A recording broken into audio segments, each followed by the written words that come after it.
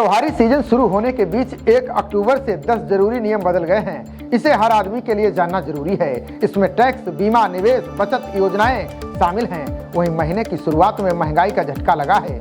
Commercial free trade LPG gas cylinder की कीमतों में बढ़ोतरी हो गई है। 1 अक्टूबर से लघु बचत योजनाओं की ब्याज दरों में संशोधन किया गया है।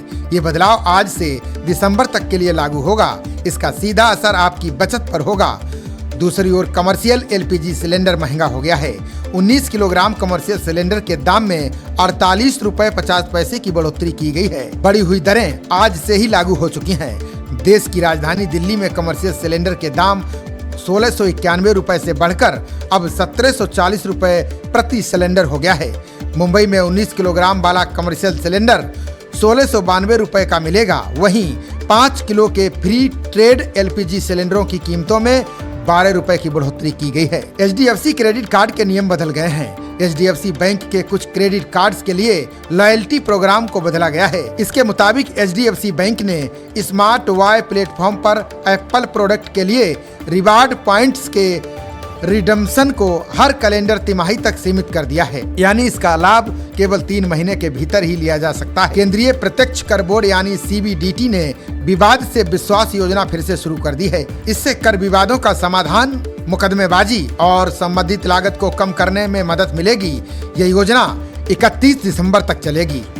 जीवन बीमा पॉलिसी की परिपक्वता या किसी आकस्मिकता पर मिलने वाली रकम पर अब 2% का टीडीएस कटेगा। पहले ये 5% था, यानी इसमें 3% की कटौती की गई है। वहीं पॉलिसी सरेंडर करने पर अब ज्यादा पैसे वापस मिलेंगे, चाहे पहले वर्ष के बाद ही सरेंडर हो।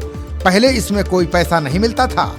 कुछ व्यक्ति या हिंदू अविभाजित परिवार मगर मासिक 50,000 रुपए किराया देते हैं, तो अब इस पर मकान मालिक को टीडीएस 2% ही काटना होगा।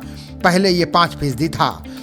इससे मकान मालिक को अब ज्यादा पैसा मिलेगा। अचल संपत्ति की कीमत या स्टाम्प शुल्क का मूल्य अगर 50 लाख रुपए या इससे ज्यादा है तो उस पर 1% ही टीडीएस कटेगा, भले ही इसे 10 लोग मिलकर खरीदें या एक व्यक्ति। अब ई कॉमर्स कंपनियों को केवल 0.01% टैक्स काटना होगा, जो पहले 1% था। इससे विक्रेताओं पर वित्तीय बोझ कम होगा।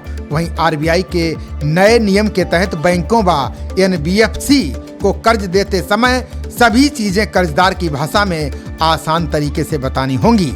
इसमें कर्ज की लागत, ब्याज, शर्तें व अन्य शुल्क शामिल हैं। इससे पारदर्शिता बढ़ेगी।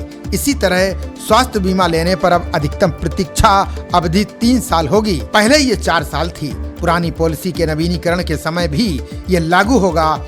एंडोमेंट पॉलिसी में पहले निकलने पर ज्यादा भुगतान भी मिलेगा। शेयर बाय बैक में अब निवेशकों को 20% टैक्स देना होगा। इससे पहले कंपनियां देती थी और निवेशक की आय कर मुक्त होती थी। बाय बैक आय को अब लाभांश माना जाएगा। वहीं सेबी के नए नियमों के मुताबिक बोनस इशू रिकॉर्ड तारीख से 2 दिन बाद कारोबार के लिए उपलब्ध होंगे। अभी 2 सप्ताह लगते हैं। खबरों का सिलसिला जारी रहेगा। देखते रहिए जनप्रवाद। नमस्कार।